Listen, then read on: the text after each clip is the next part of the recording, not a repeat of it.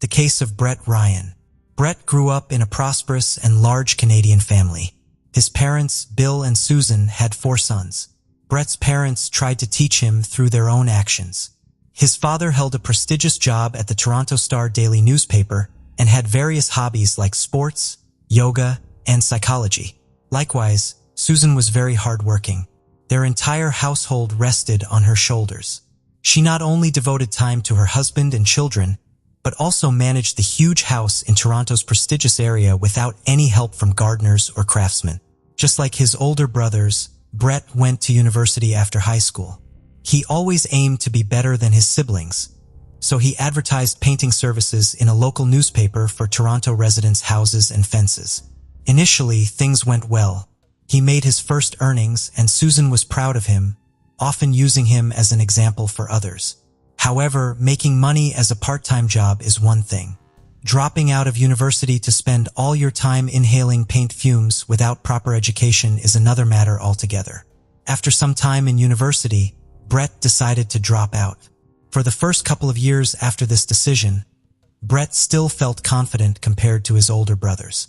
After a while, when Christopher and Leland graduated and found jobs in their fields, Brett's authority began to wane. Christopher started working for the City of Toronto Transit Commission and Leland became the family artist and designer. Following their studies, they moved out of their parents' home. Brett, to avoid spending part of his earnings on rent, stayed with his father, mother, and younger brother who attended a school for gifted children.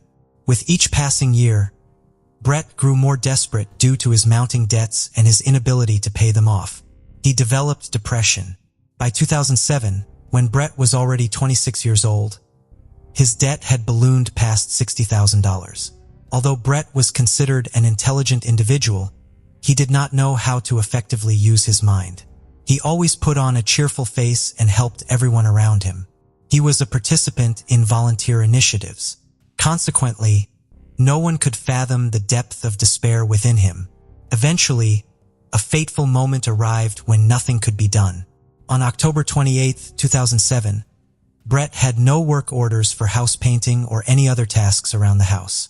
Orders were always scarce in the fall, since everyone typically painted their houses in spring or summer. With winter approaching and no prospects for earnings, there was no time to wait.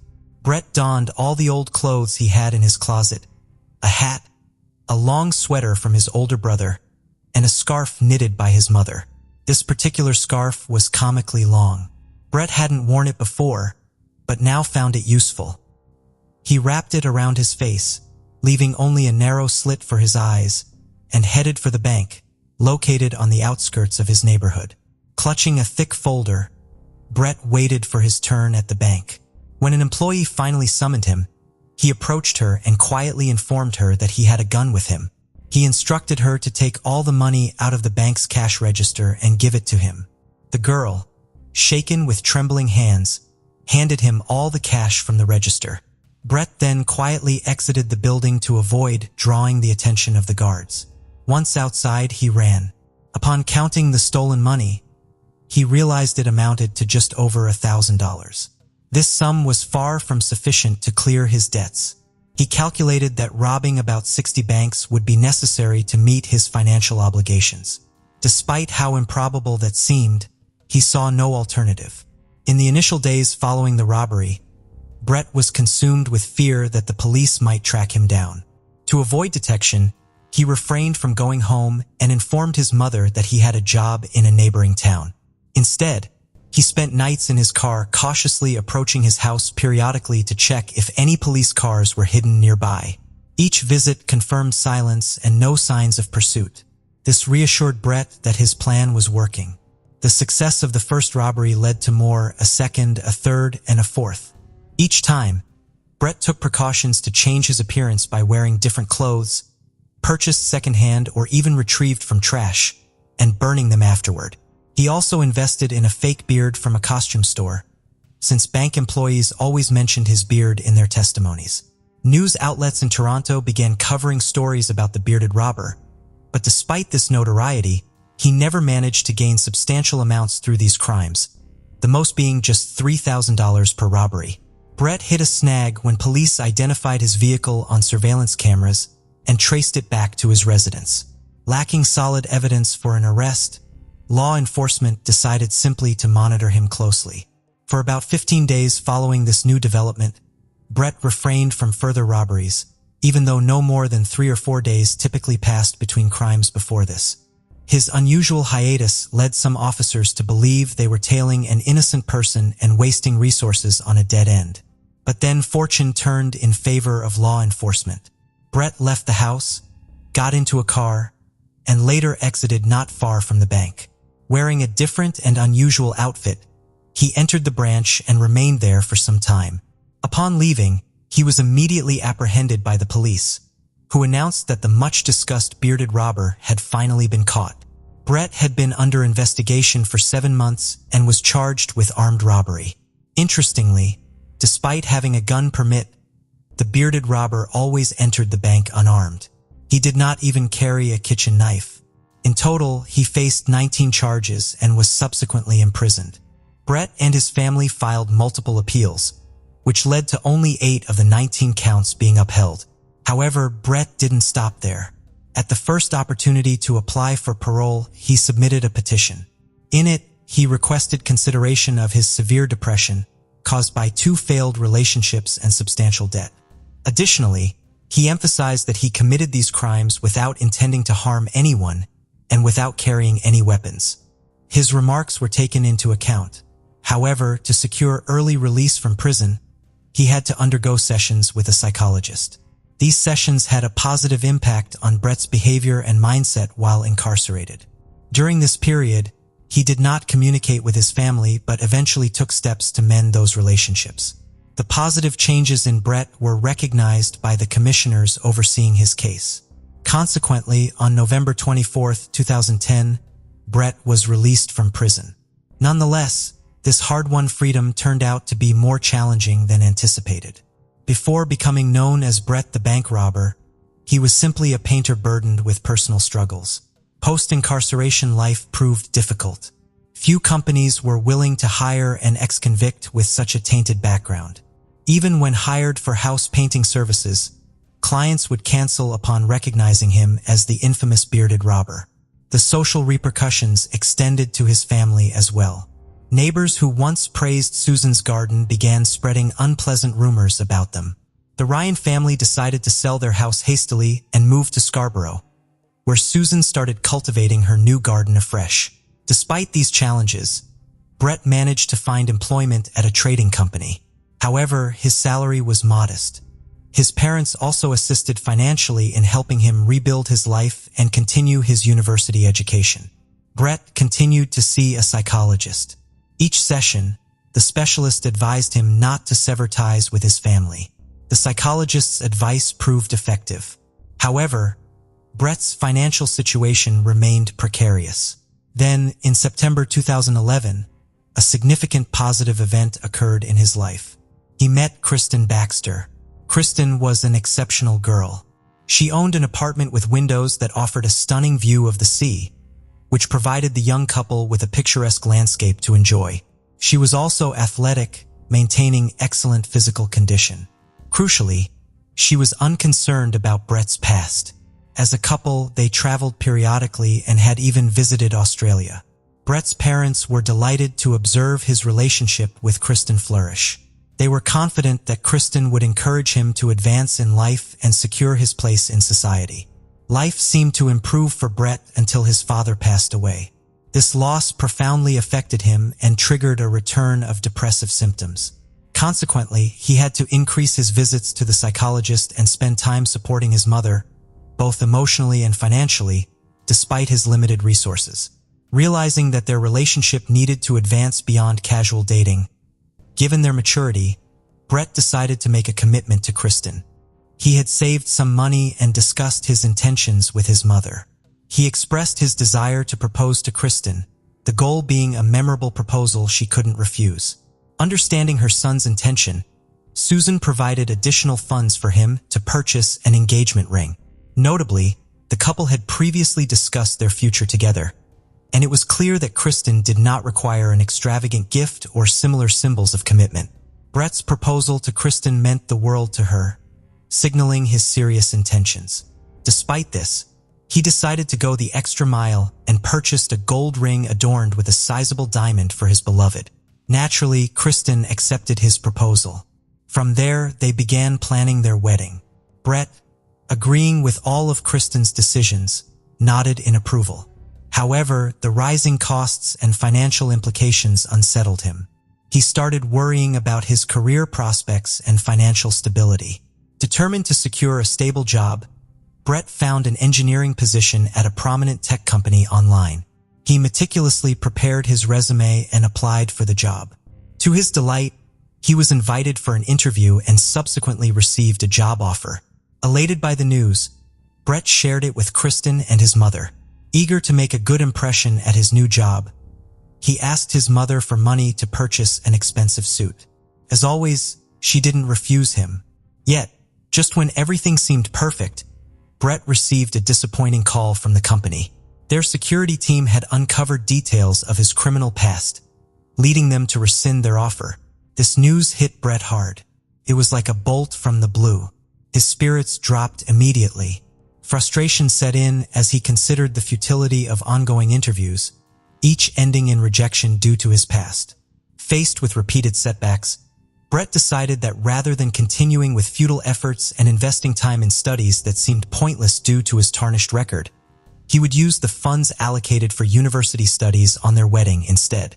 Brett thus found himself back where he had recently escaped from, but kept certain truths hidden from loved ones, including dropping out of university and being rejected from the engineering role. He maintained appearances by dressing in professional attire each morning before heading to paint houses, changing clothes en route. To further sustain this facade among friends and family, Brett frequently updated his social media profiles with pictures seemingly originating from an office environment or business events, images sourced off the internet, and would even pretend he was resolving urgent work-related matters during family gatherings by faking phone calls regarding work issues. In September 2016, after a 5-year relationship with Kristen, Brett sought to plan a wedding. He demonstrated a remarkable ability to conceal his true situation, successfully creating the illusion of a stable life. Despite being a common painter, he projected an image of success and prosperity. He agreed to rent an expensive restaurant requiring $100 per guest. The entire Ryan family was thrilled seeing Brett's apparent transformation: a prestigious job, a fancy apartment, and an attractive bride. However, the truth of Brett's deceit was far more complex. With the wedding just a month away, Brett needed funds for the event. He repeatedly borrowed money from his mother until she could no longer assist him financially. Desperate, he even demanded that she seek higher-paying employment. Planning his party for August, he invited all his friends and brothers. As the pressure mounted, he confided in his counselor about his deceptions. He had been lying to his family for a year about working as an engineer at a technology company. The psychologist expressed deep disappointment and advised Brett to come clean to his mother. Though reluctant, Brett eventually told his mother the truth. Her devastation was profound. She had spent years boasting about her wonderful son. She insisted that Brett also confess everything to Kristen, or she would do it herself. His brothers were already aware of the lies and supported their mother's stance. Unable to face telling Kristen the truth himself, a shocking task after barely managing to reveal it to his mother, Brett found himself in an untenable position as the wedding approached. He knew that informing Kristen would prevent the ceremony and considered if honesty might have been better. Facing pressure from all sides, Brett still couldn't admit the truth to Kristen and feared his mother might do so before long. Each time Kristen's phone rang, he tensed up until realizing it was not her discovering the secret, but rather another friend discussing wedding plans. Desperate for resolution and unable to handle the mounting stress any longer, he needed a final solution. He was forbidden to use firearms, so the boy decided that the best way to carry out his plan was to use a crossbow. Besides, it's quite a silent murder weapon. One of his late father's hobbies was bow shooting at targets. He taught Brett how to. Yes, Brett was good at target shooting, though it was unlikely his late father thought his son would use that skill in such a manner. Brett bought a crossbow and arrows at a sporting goods store and hid it behind the construction debris lying in Susan's garage. At home, he arranged what he thought was an ingenious alibi invention. He tied a spoon to a fan and set the fan on a timer. When the timer went off, the fan turned on and the spoon moved across the computer keyboard, sending pre-prepared comments to YouTube. From an outsider's perspective, it must have seemed like Brett had spent all day at home watching videos and commenting on them.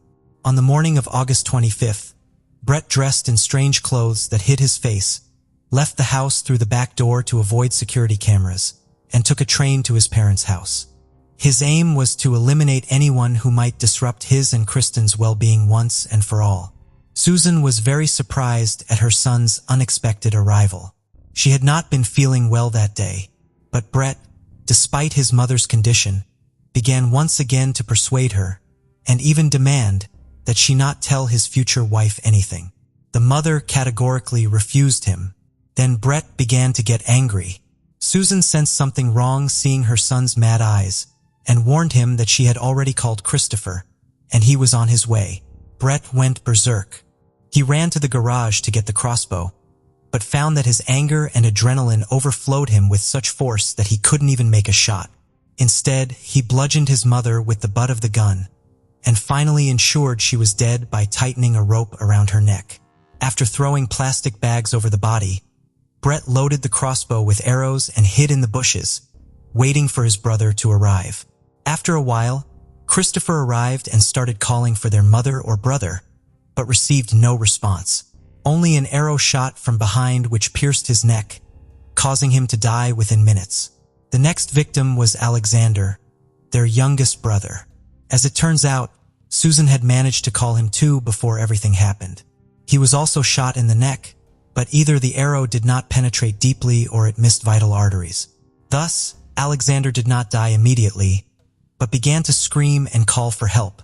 During this time, Leland was in the house, sleeping in his room on the second floor. He had no idea of the carnage occurring in the garage and garden, much less that his own brother was committing the crime. Leland's sleep was disturbed by a scream.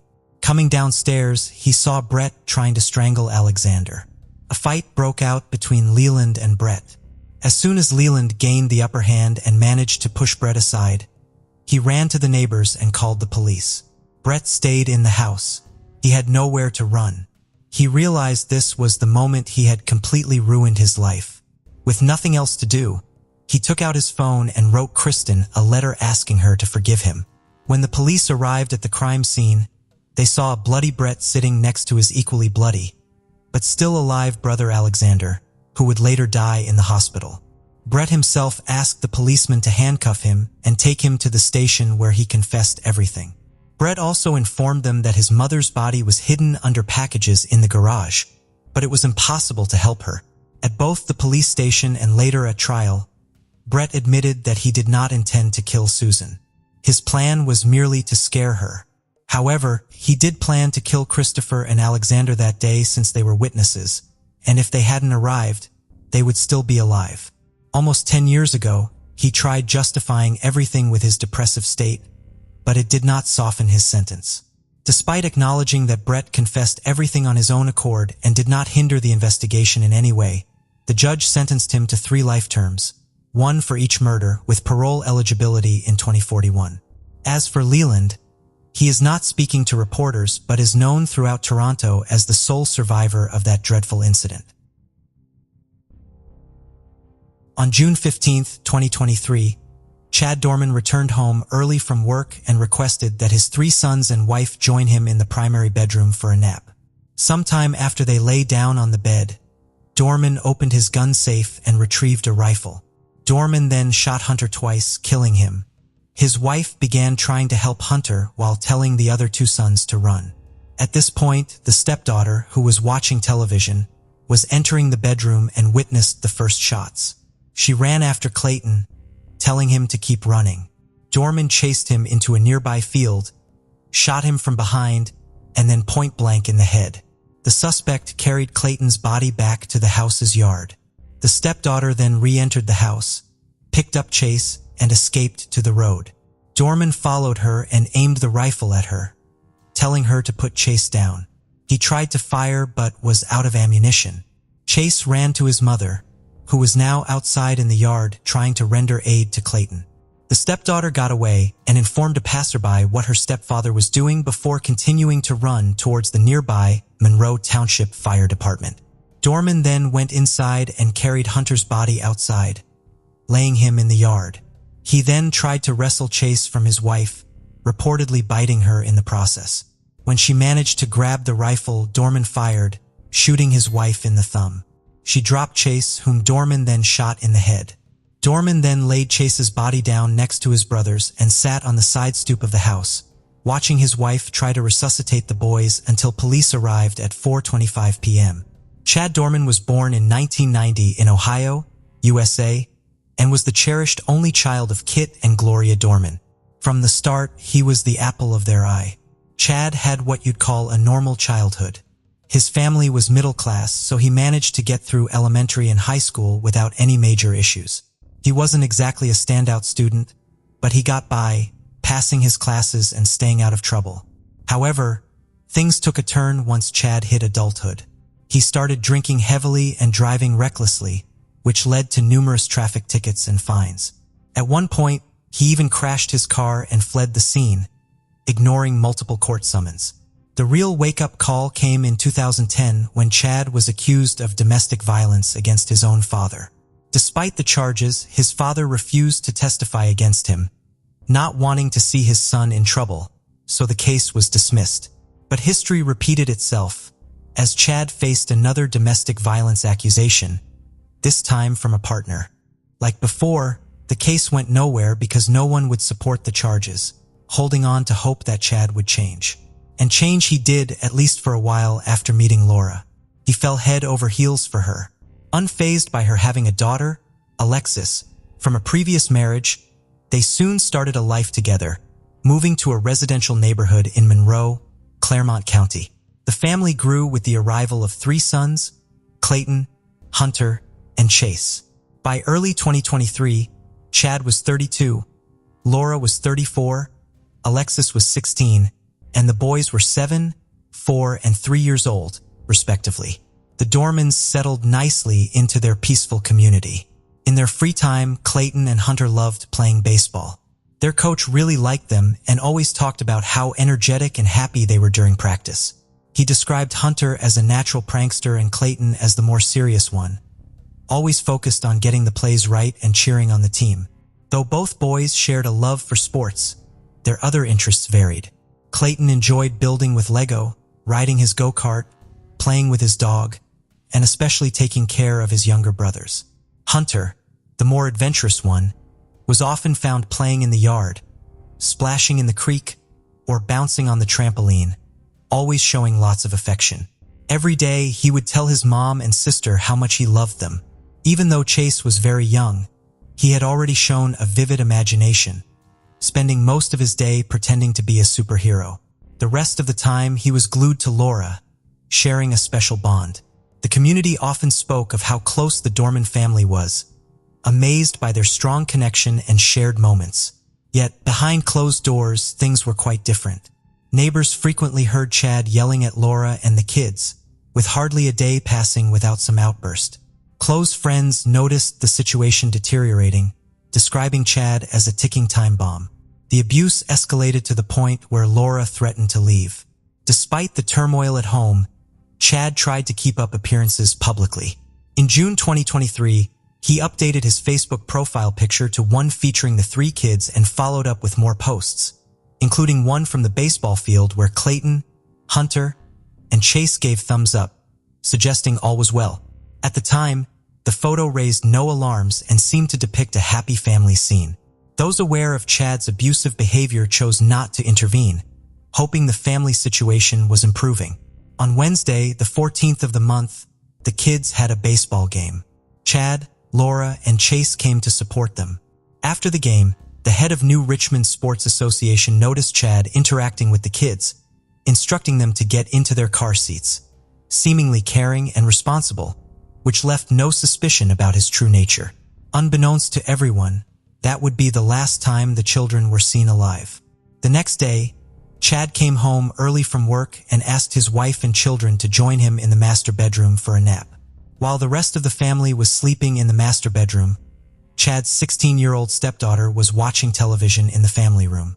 Once they were all asleep, Chad opened his nightstand drawer, revealing a safe from which he retrieved a rifle. He woke the 3 children and lined them up with Hunter in front. What followed was a horrifying tragedy. Dorman shot Hunter twice, killing him. Laura was awakened by the noise and started screaming in horror. She rushed to Hunter's side and urged her other 2 sons to run.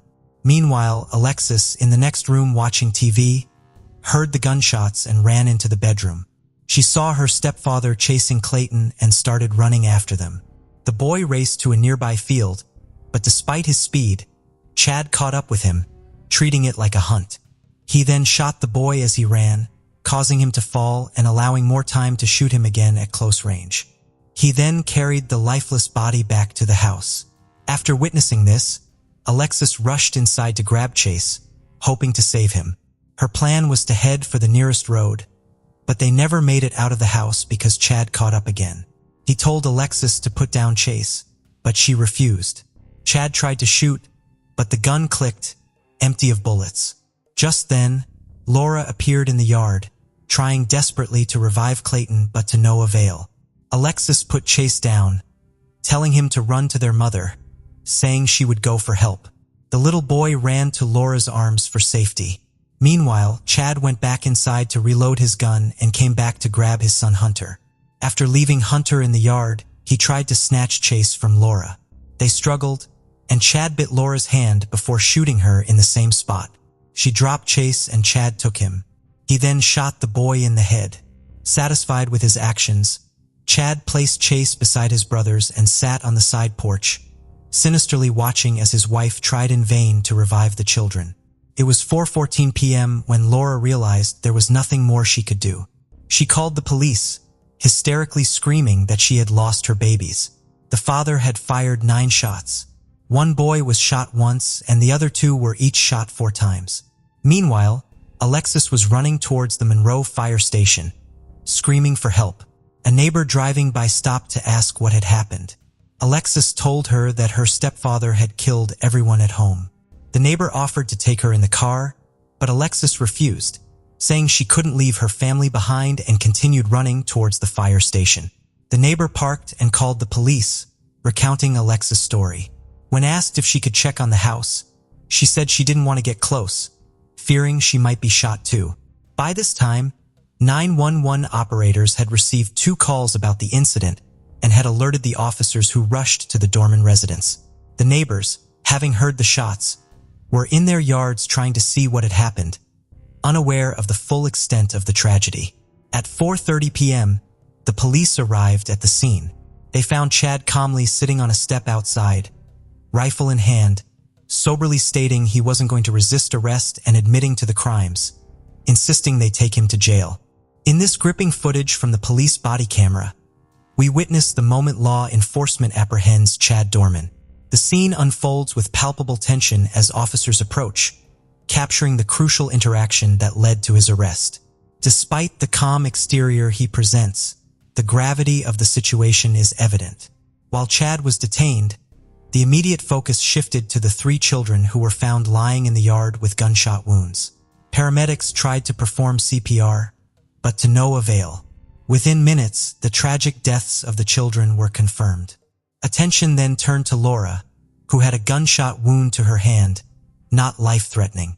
She was rushed to the University of Cincinnati Medical Center, screaming at Chad that he had destroyed her life as she was loaded into the ambulance. Chad was arrested smoothly, but as he was about to be placed in the patrol car, he bizarrely warned the arresting officers about the family dog and told the pet to go back inside the house. The property was cordoned off with yellow tape as officers planned to return the next day for a thorough investigation. That night, Chad was charged with 3 counts of aggravated murder. When investigators returned to the house the next morning, they found no signs of forced entry, indicating Chad acted alone. In his initial statement, Chad chillingly admitted to having planned the attack on his children since the previous October and revealed he hadn't slept for 3 days leading up to the crime, tormented by the thought of killing his children. On June 16th, Chad made his first court appearance, wearing a padded green vest designed to prevent self-harm, flanked by 6 deputies, indicating concerns he might become unruly. During the hearing, he admitted to lining up his 3 children before killing them. Neighbors' testimonies were presented, with one witnessing Clayton's attempt to escape from Chad. The evidence overwhelmingly pointed to Chad's guilt. His defense requested a $75,000 bail, arguing his long-standing relationship with Laura, lack of stable employment, and community ties made him a low-flight risk. However, prosecutors demanded a $20 million bail, a record-high amount in Ohio, effectively ensuring Chad could not be released. The judge agreed with the prosecution. The criminal division of the Claremont County Prosecutor's Office expressed that this was the worst crime he had encountered, condemning Chad's betrayal of his children's trust and need for protection, love, and guidance. He highlighted the brutality of Chad's actions, particularly when he hunted down Clayton. He also criticized the community for ignoring Chad's violent tendencies. The hearing concluded with Chad facing 9 counts of aggravated murder, 1 for each shot fired at his children, plus 8 counts of kidnapping and 4 counts of assault. He was remanded to Claremont County Jail as the investigation continued. On June 23rd, a grand jury indicted Chad on 21 counts, stirring outrage when he pleaded not guilty. Claremont County's prosecutor mentioned that the aggravated murder charges could lead to the death penalty. He argued for the elimination of bail, claiming no sum could match the atrocity of the crime. The case had already garnered extensive media attention, with crowds outside the courthouse demanding swift justice and calling for severe punishment for Chad. Public opinion varied after the hearing. Some agreed with the prosecutor's stance on the death penalty, while others advocated for life imprisonment, insisting Chad fully face the consequences of his actions. However, the consensus was clear. Chad deserved severe punishment. Despite the nationwide backlash, Chad's father still supported him, expressing shock and sorrow in an interview, attempting to rationalize his son's actions as a sudden madness, contradicting Chad's admission of premeditated planning. In contrast, Laura and her family grappled with the fallout. Alexis needed psychological support due to the trauma, and Rachel, the children's aunt, initiated a GoFundMe campaign to cover funeral expenses. She expressed that while the trial might convict Chad, it wouldn't mend their broken hearts, leaving them only memories of the joyful children they once had. On June 25th, the New Richmond Sports Association held a vigil at the baseball field, selling t-shirts to aid Laura's family. Community members visited the Dorman home, leaving toys, candles, and flowers in tribute to the children. A service was held on June 26th at the First Baptist Church for the kids. Laura asked everyone to wear bright, colorful clothes to remember her sons happily. But even with the cheerful colors, you could feel the deep sadness, especially with their friends who just couldn't make sense of the terrible event. During the service, the coach spoke, emphasizing the irreplaceable time spent with the boys and cherishing every moment shared with them. On September 22nd, a pre-trial hearing for Chad was held, setting the trial date for July 8, 2024, expected to last until August 12th of the same year. It was decided that Chad would remain in custody at the Claremont County Jail with his bail set at $20 million. To this day, the motive behind the crime remains a mystery.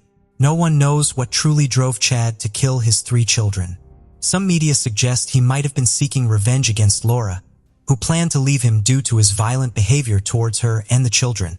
However, Chad has not addressed this theory and continues to withhold cooperation with the investigation. In February 2024, during a court session, Chad Dorman's lawyers requested the judge to dismiss the statements Chad made during his questioning due to certain legal problems and violations. The judge agreed and decided not to consider the confessions Chad made to the police, where he admitted to killing his 3 sons. The judge believed that Chad's rights were not respected after he was arrested. On October 1, 1993, 12-year-old Polly Klaas invited 2 friends for a sleepover of her.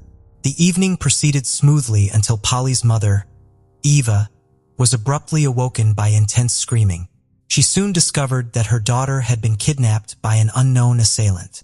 Liga Klaas was born on January 3, 1981, in Fairfax, California. Her family comprised her father Mark, her mother, Eva, and her younger sister, Annie. When she was very young, her parents separated. Following the separation, Polly and her sister went to live with their mother in Petaluma. Mark subsequently entered a new relationship, and Polly developed a positive relationship with his partner. This arrangement created a harmonious family dynamic, where Polly spent time with both parents without any issues. Polly is often described as a quiet and innocent child. Although she had friends, she was generally shy. However, she found confidence in theater. Polly participated actively in school plays and various musicals organized by her community. Frequently cast in lead roles, her primary aspiration was to become a successful actress in musical theater. Furthermore, Polly had a fondness for sleepovers. She enjoyed having friends over and visiting friends' homes for such gatherings, a regular activity within her social circle. On October 1st of that year, when she asked Eva if two friends, Jillian and Kate, could come over for a sleepover, her mother readily agreed. That afternoon, the friends arrived at Polly's house and spent the evening there quite contentedly initially. At around 9:45 p.m., Eva decided to go to bed due to a severe headache. Informing the girls of this decision and asking them not to hesitate waking her if necessary, she took 2 sleeping pills and fell into deep sleep shortly thereafter. It was past 11 p.m. when Eva was startled awake by the screams of her daughter's friends. Both girls informed her that a man had broken into the house and taken Polly. Eva immediately contacted the police and checked on her other, Annie, who appeared unaware of the commotion. When authorities arrived, they began questioning Polly's friends. The girls described that they had been in a room engaged in activities like picking Halloween costumes and indulging in general playful behavior. At approximately 11 p.m., Polly suggested it was bedtime, and her friends agreed. She mentioned fetching an inflatable bed she prepared with her mom so they could all sleep together. Upon opening the bedroom door, they were confronted by a man brandishing a knife. The man did not conceal his face with a mask. Initially, due to the proximity to Halloween, the girls mistook this for a prank and laughed. Realizing it wasn't a joke, they became frightened as the man grew angry at their laughter. He forced them into another room and tied their hands and feet. Inquiring who resided in the house, they all identified Polly as the inhabitant. The intruder then removed pillowcases from nearby pillows, placed them over Jillian and Kate's heads, instructing them to count to 1,000. He assured them he was taking Polly for a brief period, but would bring her back soon. After determining that their captor had left, Jillian and Kate attempted to free themselves. This effort lasted around 30 minutes. Once free, they rushed to inform Eva about Polly's abduction. They relayed this entire sequence to the police and provided a detailed description of the suspect, since he didn't hide his face. This enabled officers to create a sketch of the individual. For a media investigation, evidence at Polly's residence was sparse. Footprints noted were from Polly, her family, and recent visitors only. However, fibers found on the carpet differed significantly from those within Polly's home. These fibers were later identified as originating from automotive carpeting material. Police examined vehicles associated with individuals known to be at the house recently, yet found no match with these fibers, leading them to conclude that they belonged to the kidnapper's vehicle. A palm print was also discovered, but couldn't be thoroughly analyzed due to technological limitations at that time. This detailed account provided critical insight for law enforcement's pursuit of justice in identifying and apprehending Polly's abductor. Back in 1993, advancements in fingerprinting, DNA analysis, and other forensic techniques were not what they are today. As a result, the found palm print with any database was not feasible at that time. However, the print was preserved for future comparisons with potential suspects. In Polly's room, another piece of evidence, a fabric that seemed to be silk, was discovered. It looked like it had been cut scissors from a garment and had a distinctive pattern's gait. Police believed this could aid them in future investigations. Additionally, a hair belonging to an unknown individual was found. Although DNA analysis techniques existed then, they were not yet developed enough to be effectively utilized. The search for Polly became one of the largest searches conducted in the United States up to that point. Around 4,000 volunteers joined the efforts, combing through neighborhoods near her home, vacant lots, and larger estates in the vicinity. Police attempted to identify drivers who resembled a sketch of the suspect, but were unsuccessful. Officers aimed to find Polly within 24 hours of her disappearance because finding her alive would become increasingly difficult after that period. The FBI was involved to assist with the investigation, launching their efforts to locate her as quickly as possible. Despite their best efforts, days went by and hope of finding Polly alive started to wane. Police questioned neighbors about any unusual activity on the night Polly was abducted. Several neighbors reported seeing an odd man wandering around the area, but they did not suspect he would kidnap someone from a neighbor's house and thus did not alert emergency services. When police shared a sketch, based on descriptions from Polly's friends with these neighbors, they all confirmed having seen the man. Officers also spoke with all the teachers and staff at Polly's school. They aimed to find out if anyone knew the man, or had any information regarding Polly's disappearance. Alas, no one had any knowledge and everyone had an alibi for the relevant time period. None of the school staff matched either the sketch or the description provided. The police even compared fibers found in Polly's house with car mats from teachers' staff members' cars, but none were a match. As days turned into weeks, the desperation of Polly's family, authorities, and the public increased. There was a growing fear that the man who kidnapped Polly posed a significant threat to society. This added more pressure on the police to resolve the case swiftly. A reward of $200,000 was offered for information leading to Polly's whereabouts, sponsored by actress Winona Ryder, who held a press conference urging for Polly's safe return. The Polly Klaas case had another peculiarity. In 1993, internet use wasn't widespread, nor utilized by law enforcement for search operations or information dissemination. However, 3 California residents took it upon themselves to leverage this new technology for the search effort. They posted pictures of Polly, sketches of her kidnapper, and reward details online. Their efforts eventually reached an estimated 25 million people in the U.S. via various internet forums and communication channels. While the FBI hoped this would be pivotal in their investigation, it didn't yield significant leads. Despite heightened publicity and numerous tips, investigators lacked solid leads. Weeks elapsed since Polly's kidnapping. Frustration grew among investigators as they were unable to identify the kidnapper or obtain a DNA match from evidence collected. This sense of helplessness persisted until receiving an unexpected phone call. A turning point that held promise quickly evaporated into uncertainty. Mark Klaas received a call from someone claiming to be his daughter, Polly. The girl stated she was at a hotel and that her captor had just stepped out briefly, giving her a chance to reach out. Unfortunately, the call was abruptly cut short before any additional details could be gathered. Mark promptly went to the police to inform them about the situation. At that time, the FBI lacked advanced tools to trace previously made calls. Consequently, they waited for another call, hoping to trace it. A few hours later, a second call came in from the same girl who had first spoken to Mark. After receiving this call, the police traced it and were surprised when it led them not to a hotel, but to a residential neighborhood. When officers arrived at the identified house, they knocked and soon discovered it was a prank. A teenage girl, similar in age to Polly, lived there, hence the voice resemblance. She explained her friends had dared her. Rather than taking her to the police station, they asked her parents to monitor her activities and cautioned her against making jokes about such serious matters. On November 28, 1993, nearly 2 months after Polly's disappearance, a woman called the police reporting 3 suspicious objects on a large piece of land she owned. The police and FBI who arrived on site found critical items related to the investigation. A piece of silk matching one from Polly's room, valet ties missing since that night, as mentioned by Eva, and duct tape. This discovery led police to speculate that Polly might be in the vicinity.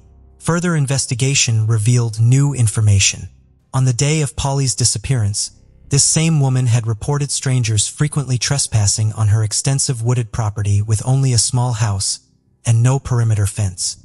The lack of barriers and signage meant many inadvertently wandered onto her land without realizing it was private property. The woman had numerous intruders, but one incident, in particular, stood out. On the night Polly was abducted, a man approached her house in his automobile. His car became stuck in the mud. The nanny, who was caring for the woman's son, first saw the man, but refrained from confronting him due to fear. The homeowner also chose not to approach him, noting an angry expression in his eyes. They then contacted the police. When the officers arrived, they questioned the man about his presence on the property. He stated he was unaware it was private property and expressed willingness to leave quickly, but requested assistance freeing his car from the mud. The officers observed that the man appeared very nervous and scared. He was sweating and seemed possibly drugged. At that time, they lacked the means to conduct a drug test, and since he wasn't being overtly aggressive, they had no grounds for arrest. Consequently, they aided him in extricating his car from the mud, and he eventually drove away. This individual's name was Richard Allen Davis. Richard Allen Davis was born in 1954 in San Francisco, California. His childhood was fraught with violence inflicted by his parents. When Richard was 12 years old, his parents separated. His mother completely disowned him and left him with his father. Richard's father proved to be highly irresponsible, often leaving him alone for extended periods. Sometimes Richard stayed with neighbors or relatives when alone at home became untenable. By his teenage years, Richard started engaging in criminal activities. Stealing things and getting into street fights frequently led to reform school stints. At 17 years old came a significant turning point in Richard's life. He committed a violent robbery that nearly resulted in severe injury to his victim. Faced with two options by the court, reform school or joining the U.S. Army, Richard opted for military service, but lasted less than 2 years before receiving a dishonorable discharge due to continued misconduct and poor behavior.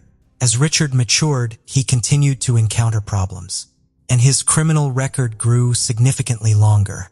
Around the age of 20, he received a 15 sentence for robbery and kidnapping. Despite this, he served only 1 year of the sentence due to parole for good behavior. At that period, Richard was also troubled by another accusation. Many friends believed that he had been involved in the disappearance, a 19-year-old girl named Marlene. Although the police concluded that she had left voluntarily, her close friends were convinced Richard had a role in her disappearance after they attended a party together. These accusations remained unproven and were largely based on rumors. When Polly disappeared, Richard was on probation and did not have a specific address. In response, the police issued a special bulletin exclusively for officers, urging them to exercise extreme caution. They withheld information from the media to prevent Richard from potentially fleeing California or even leaving the country. Ultimately, on November 13, 1993, Richard was arrested while driving under the influence of alcohol, following a routine traffic stop by an officer. He failed a breathalyzer test. Upon inspection of his identity and photograph, the officer quickly realized that this was the individual linked to the Polly Klaas kidnapping case. Proceeding with care, the officer informed Richard that he was being arrested for violating his probation due to drunk driving. Without resistance, Richard agreed and was taken into custody. Once at the police station, officers read him his rights and disclosed that he was actually being detained for Polly Klaas kidnapping. During an extensive interrogation session, Richard eventually admitted to abducting Polly. The police speculated that his confession might have been made under duress. Evidence collected included his palm print, which matched one found at Polly's house perfectly. Carpet fibers from Polly's house were identical to those in his car's carpet as well. Polly's friends were brought in for questioning at the police station, where they unequivocally identified Richard as her abductor, stripling closure to their distressful ordeal.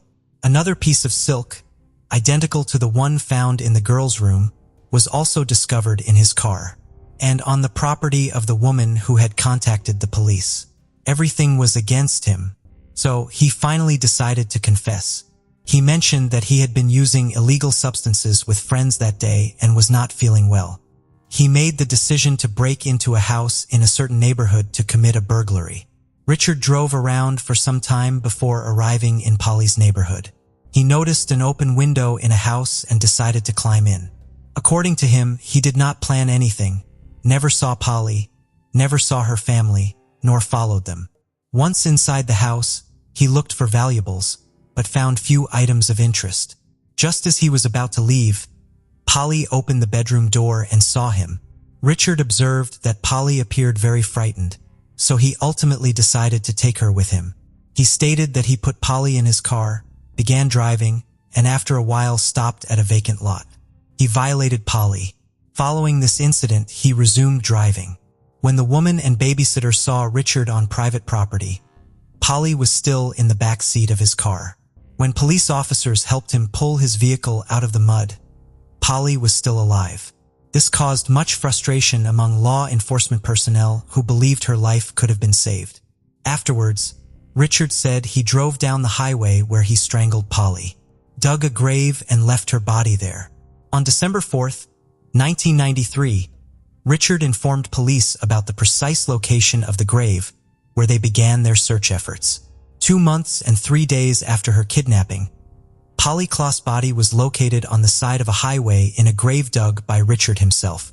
Forensic examination revealed little additional information. It confirmed that strangulation was indeed the cause of death, as stated by Richard. Further details could not be determined with precision. However, it is understood that her death occurred roughly around the time she disappeared. Given all the evidence, the man was put on trial for kidnapping, murder, and rape of Polly Klaas. During the trial, Richard had a chance to speak. He not only apologized to the family, but also made a serious accusation against Polly's father, claiming he abused her. Richard stated that she said to him, "Don't do to me what my father does to me." This caused Polly's father to yell and almost stand up to hit him, though he was restrained by others. The defendant's words shocked everyone present, not just because of his accusation and lack of genuine apology, but also because no one believed Polly's father had done such things. Although it wasn't proven, Polly's former partner even defended him. On June 18, 1996, Richard was found guilty of Polly Klaas's kidnapping and murder. In August of that year, he received a death sentence. He attempted to challenge this sentence but failed. Then in 2006, after overdosing on pills in his cell, he was found unconscious but revived and sent back to prison. In 2009, his lawyer tried appealing his conviction to the Supreme Court but was unsuccessful. The Supreme Court confirmed that he should be executed. Richard's attorney mentioned plans for further appeals. As a result of these continued appeals, Richard has remained on death row for several years without being executed. There is hope that once all appeals are exhausted within the next few years, the execution will proceed as planned. Jessica Camilleri, a woman from Sydney, Australia, decapitated her mother in a tragic incident on the night of July 20th, 2019. Having faced humiliation at school due to her apparent cognitive delays and learning difficulties, Jessica retreated into resentment. She developed aggressive behaviors when feeling threatened or when she thought she was being mistreated, which could range from a stranger's glance to her mother's refusal to give her extra food. Her paranoia grew, fueled by an obsession with horror movies like the 1974 Texas Chainsaw Massacre. This film, known for its intense violence, was banned in several countries, including Australia and the UK. It's about a group of young people in Texas being chased by chainsaw-wielding cannibals. On that fateful Saturday night, Jessica used 7 kitchen knives to stab her mother in the skull, decapitate her, and then threw her head into a neighbor's yard. After the act, she shockingly asked the police if a doctor could sew her mother's head back on to bring her back to life. Jessica Camilleri was the second daughter of Rita and Vince, an Australian Maltese couple. Unlike her older sister, Christy, Jessica was born with a mental disability. While the average person's IQ ranges between 90 and 110, Jessica's was between 55 and 60, placing her in the bottom 1% and categorizing her mental delay as mild. People with mild intellectual disability often learn to speak, read, write, and do math later than others, but they can still communicate and express themselves in daily life. Jessica was late in reaching developmental milestones like walking, talking, and coordinating movements. Due to her condition, she was enrolled in school much later than her peers, facing early on the discomfort, teasing, and bullying from classmates for being different. Jessica dealt with the resulting stress and anxiety through anger, particularly towards females, and developed intermittent explosive disorder. This condition is marked by sudden repeated outbursts of impulsive, aggressive, and violent behavior, as well as angry verbal eruptions that are grossly out of proportion to the situation. Intermittent explosive disorder usually appears by the age of 6 and intensifies during adolescence and early adulthood. It's not just a normal tantrum, but a mental disorder linked to a lack of serotonin, the mood regulating hormone in the brain. School. Jessica lashed out at students and teachers alike, once biting a male student and refusing to let go, leading to her indefinite suspension and confinement at home under her mother Rita's care, supported by a disability pension. Besides intellectual disability and irrational bursts of fury, Jessica also suffered from attention deficit hyperactivity disorder, or ADHD, a chronic brain condition that affects millions of children worldwide and makes it hard to control her behavior. She was also diagnosed with severe bipolar disorder, depression, and anxiety. Furthermore, Jessica had autism spectrum disorders, affecting her judgment, awareness of thoughts, feelings, and empathy towards others. Autism made simple daily activities like shopping, using public transport, banking, and working difficult for her. Jessica had obsessions such as with her 3 favorite numbers, 2, 3, and 5, which she associated with her favorite colors, yellow, green, and purple, respectively. She liked to repeat these numbers to create random phone numbers to dial, often trying to talk to men. Once, she called a family's home in Bangladesh, India, up to 100 times a day, just because she liked their phone number. In 2018, she began harassing the staff of a meat company in Daylesford, England, even threatening the company owner, Matthew Layfield's family, claiming she would decapitate them with a chainsaw. Jessica's fascination with horror movies was another unchecked obsession. She spent hours, days, months, and years rewatching gruesome videos, especially fixated on films like Saw, Jeepers Creepers, and her favorite, The Texas Chainsaw Massacre from 1974, about young people in Texas chased by chainsaw-wielding cannibals. This movie was banned in several countries, including Australia and the UK, for its violence. When her mother, Rita, restricted her from these films, Jessica would become furious with her. Jessica and her mother Rita lived alone in a house in St. Clair, a suburb of Sydney in New South Wales, Australia.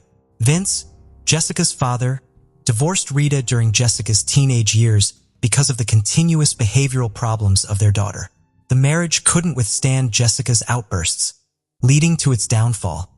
Despite Jessica's low self-esteem and her childish and naive personality, she exhibited strong narcissistic traits.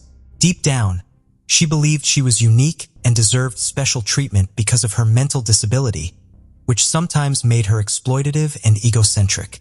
Rita, however, was unwavering in her care. She knew her daughter had issues, but felt it was her duty to look after and protect her. Rita even reached out to apologize to one of the victims of Jessica's harassing phone calls, admitting she was at her wit's end and unsure how to control her daughter. Although Jessica loved her family, she was especially close to her mother, who catered to all her needs and chose to keep her at home instead of placing her in a psychiatric facility for full-time care. Rita's life revolved around Jessica.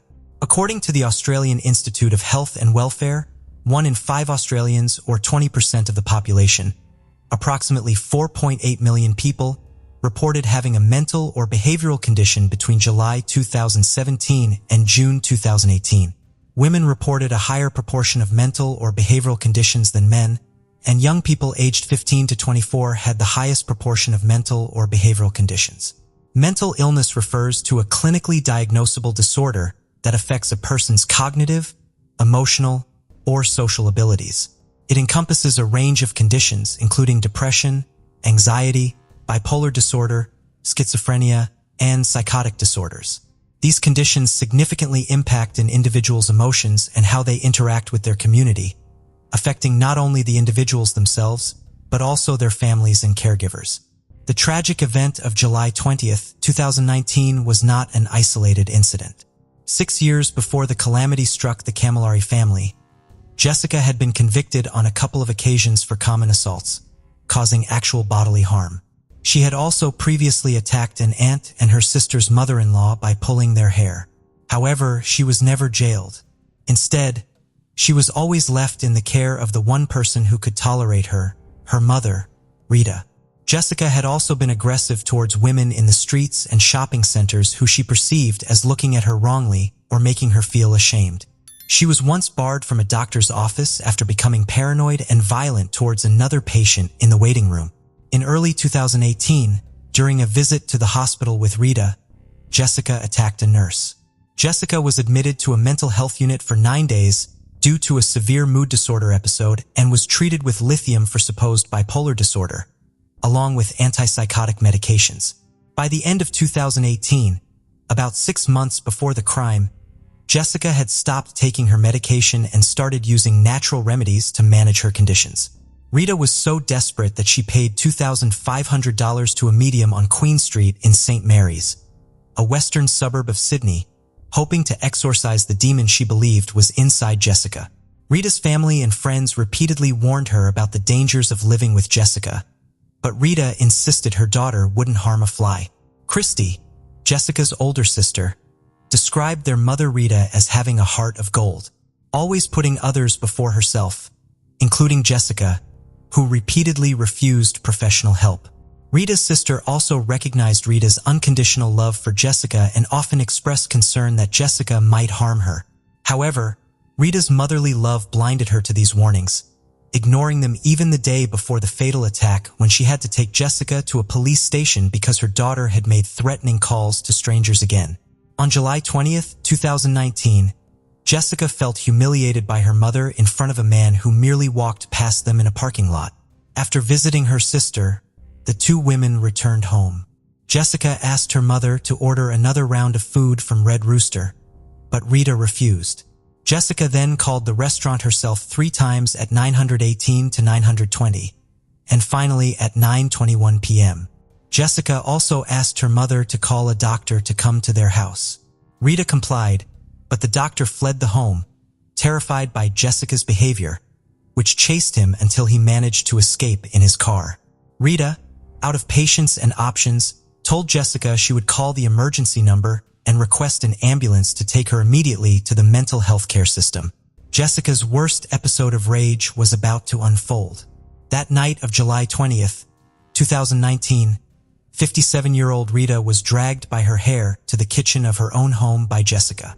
Using 7 meat cleavers, 4 of which broke, Jessica stabbed her mother over 100 times in the head and neck. This act of mutilation was driven by more than uncontrollable anger. It reflected Jessica's macabre curiosity, influenced by her obsession with the horror films she watched daily. The forensic pathologist's autopsy revealed that Rita had suffered monumental injuries to her head and neck and died from multiple stab wounds with decapitation at the second vertebra in her upper neck. Rita's body also had over 90 defensive wounds, indicating she was conscious for a significant part of the attack, experiencing extreme physical pain and emotional terror from what her daughter, whom she had devotedly cared for, was doing. During this gruesome scene, Jessica's nephew, the 4-year-old son of her older sister, Christy, was present. He had been under Rita's care for a few days due to Jessica's seeming improvement. The boy witnessed Jessica stabbing his grandmother multiple times and decapitating her. When he tried to intervene, Jessica, whom he called the little bastard, slightly injured him in the head. The young boy started vomiting upon witnessing the horrific scene. After killing her mother, Jessica called the emergency number from Rita's cell phone and confessed to murdering her mother, claiming self-defense, alleging that Rita had attacked her first. Jessica felt she had to act fast and began repeatedly stabbing her mother. After decapitating and stabbing her mother over 100 times, Jessica dumped the head in a nearby neighbor's front yard. When the police arrived at the house in St. Clair, Sydney, New South Wales, Jessica was outside, her clothes stained with Rita's blood, holding a water bottle. She showed no remorse for her actions, only worrying about what would happen to her next. Jessica asked the police officers and later the detectives at the crime scene if it was possible to bring someone back to life who had been decapitated, believing in the possibility of medical miracles that could reattach her mother's head. A police officer responded that this idea was rather unrealistic. Yet Jessica insisted, thinking that doctors could perform miraculous surgeries and reattach her mother's head. She also inquired if she would face any consequences, like the death penalty for killing her mother. When told that Australia does not have capital punishment, Jessica felt relieved. She also confessed to the police that the idea of decapitating her mother came from the horror movies she watched compulsively. This chilling conversation was recorded on the body camera of a police officer. When he arrived at the scene at 11:43 p.m. on July 20th, 2019, first responders described the scene as one of the most horrific they had ever encountered. The day after the crime, on July 21st, 2019, Jessica appeared at the court but did not apply for bail. A friend told the media that this was not surprising, as Jessica likely did not understand what bail meant. After a trial highlighting her long history of mental illness, Jessica was found guilty of manslaughter in December 2020, having pleaded not guilty to murder due to disability. In early 2021, she was sentenced to a maximum of 21 years and 7 months in prison with a non-parole period of 16 years and 2 months, making her eligible for parole on September 19, 2035. The prosecutor told the court that Rita's gruesome murder was the peak of a lifetime of escalating violence from Jessica, progressing from hair pulling to a deadly explosive attack. He also argued that Jessica was assessed as a moderate to high risk of reoffending and remained a continuous danger to the community. Christy, Jessica's older sister, stated that Jessica had killed and butchered their mother, and that she could never forgive her for her actions. Rita's sister hoped that Jessica would receive the necessary help and that Rita could rest in peace, knowing Jessica was cared for by a system that had failed her in life. The case judge offered counseling services to the jury members, acknowledging that the distressing evidence they had heard could stay with them long after the trial. The judge acknowledged that during the jury selection process, many individuals refused to participate in a trial like Jessica's.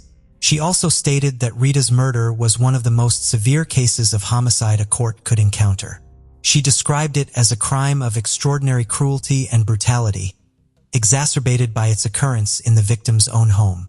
Jessica's lawyer mentioned that his client had expressed remorse in a letter sent to her family after the crime. In the letter, Jessica admitted that Rita had not hit her and acknowledged that it was her fault that her mother was no longer alive. However, one of the psychiatrists who evaluated her noted that Jessica did not use social gestures to communicate and displayed a rather mild lack of emotion on her face. The psychiatrist also found no signs of schizophrenia or auditory or visual hallucinations in Jessica. The conclusion reached was that Jessica's risk factors could only be managed over the long term with a comprehensive mental health support plan. Jessica was placed in the most stringent unit of the women's section at the correctional complex. Since entering prison, Jessica has continued to cause trouble. On September 9, 2019, just 2 months after her arrival, she threw a teacup at another inmate following a disagreement over food trading. The next day, she was charged with assault at the local court, but received no additional punishment. On October 14, 2019, she attacked another inmate, resulting in 5 days of solitary confinement in her cell. On November 3, 2019, she disobeyed an order, and on July 31, 2020, she damaged property, incurring a fine of $200 Australian. Another assault on November 21, 2020 led to 7 days in solitary. And in January 2021, she was convicted of common assault again without any further sanction. Jessica has defended her actions, stating that no matter what she does or where she goes, other prisoners will make her life miserable. She also mentioned that prison life is tough and not like the outside world. Mental health issues are prevalent among prisoners. According to the Australian Institute of Health and Welfare, 40% of Australian prisoners had a diagnosed mental illness in 2018. Furthermore, statistics show that 1 in 5 people with mental illnesses will interact with the criminal justice system at some point in their lives. While there is no direct causal link between having a mental health condition and committing a crime, These figures indicate that many individuals in Australian prisons had pre-existing mental health conditions. Research shows that people with mental illnesses are more likely to commit crimes, particularly those with psychotic disorders, as such episodes can lead to criminal behavior. Symptoms of bipolar disorder can be directly related to criminal acts, and extreme anxiety or stress can increase the likelihood of violent behavior due to heightened anger, agitation, or impulsivity. However, there's another side to this. The prison environment can worsen pre-existing mental health conditions with violence and brutality from other inmates or prison staff, potentially triggering or exacerbating mental health issues. According to the Australia Policy Development Centre, a prison is a dreadful place for someone with a mental illness. In Sydney Supreme Court on May 15, 2023, Justice Peter Hamill dismissed claims that Camilleri's sentence was manifestly excessive and that the sentencing judge had been incorrect in assessing the gravity of the crime. Justice Hamill nonetheless ruled that Camilleri should be resentenced, with support from Justices Christine Adamson and Richard Kavanaugh. He considered that her behavior of walking into the street with her mother's head and dropping it, as well as asking emergency services personnel whether they could reattach it, demonstrated the extent to which her conduct was divorced from the real world. Based on the evidence of multiple psychiatrists and a psychologist, Justice Hamill found Camilleri had only a simple understanding of moral wrongfulness due to her intellectual disability and autism spectrum disorder. He ordered that she be resentenced to a prison term of 16 years with a non-parole period of 12 years. The case of Liga Skromane. India is the only country in the world where cultural and religious traditions have not been interrupted since ancient times, which is probably why it attracts tourists from all over the planet. But in our story, we will look at India like a coin that has a different image on each side. On April 20th, 2018, at dawn, two young men went fishing down the river toward a mangrove forest. They took a long boat ride downstream until they reached a remote and quiet place. One of them jumped into the water to tie up the boat, but his attention was distracted by a pungent, acrid odor that was very close by. They went ashore and followed the odor. Curiosity led them to a horrifying find. There was something that looked like a human body hanging on a tree branch and a skull lying nearby. The guys abandoned the boat and rushed to the nearest village to report the terrible find. A team of investigators, forensic experts, and police officers urgently arrived on the spot. The experts confirmed that the suspended body was indeed human. It was obvious that it had been hanging for a long time and had already begun to decompose. The flesh on the arms and legs had torn off and the skull was found nearby. Next to the body were packs of cigarettes, packaged drinking water, and a lighter which probably belonged to the victim. An investigation was conducted at the scene the same morning. The evidence found was seized, and the remains were sent for examination. The modest remnants of clothing that could be identified on the victim revealed that Liga Skromane, a 33-year-old hiker, was the victim of an accident. But who is Liga Skromane, and what happened to her on the riverbank? Liga Skromane was born in Latvia in 1986. She grew up in a large and friendly family, had an older brother and a younger sister. The sisters were very friendly and from childhood shared all joys and hardships with each other. Growing up, Liga moved to Ireland but always maintained close relations with her family. It was in Ireland that she met Andrew Jordan. It was not love at first sight, as the modest Liga had difficulty in communicating with new people. But after 5 years, Liga and Andrew turned into a married couple who made great plans for the future. Despite the fact that Liga worked in a hotel and led a modest lifestyle, she dreamed of opening her own center of yogic retreats in Portugal. Andrew supported his beloved's idea, and together they saved money for 4 years to fulfill their dream. But fate had other plans. In early 2018, Liga was experiencing the effects of an aggravated skin disease that was causing physical and mental discomfort. To help her sister overcome this ailment and restore her emotional state, her sister Ilza invited Liga on a trip. So in February 2018, Liga and Ilza traveled to Tiruvananthapuram, the capital of Kerala, so that Liga could receive Ayurvedic treatment for depression. Kovalam is the premier Ayurvedic resort of Kerala in India. Kovalam, which means grove of coconut palms in Hindi, is a small village offering everything you need for a comfortable and complete rest and treatment. Ayurveda is the oldest system of medical knowledge, which originated more than 5,000 years ago. Ayurveda is based on the universal laws of nature, on the unity of all things in this world. Ayurvedic programs help a person to restore balance and harmony in the body. Panchakarma is the best Ayurvedic program for modern man in Kerala. Panchakarma helps to reboot the body effectively. Most of those who have undergone the Panchakarma course in Kerala repeat it annually, and it is not without reason, as regular Panchakarma not only allows us to get rid of extra pounds, but also adds a couple of decades of healthy life. Since 1985, Ayurveda has been recognized by the World Health Organization as the most effective system of alternative medicine in the world. Let us emphasize that all the promised benefits of Ayurveda are only an alternative, not a panacea for healthy longevity. The 33-year-old Liga and her sister came to Kerala in search of spiritual enlightenment, hoping to be cured of depression in one of the Ayurveda centers. Their treatment tour was scheduled for 6 weeks and included yoga classes, meditation, therapeutic herbal drinks, and nutritional and massage recommendations. The sisters were treated together at an Ayurvedic clinic at Kovalam in Kerala, and have already completed their course. On the morning of March 14th, Liga refused to go to yoga class with her sister, explaining that she had a headache. When Isla returned to her room, Liga was not there.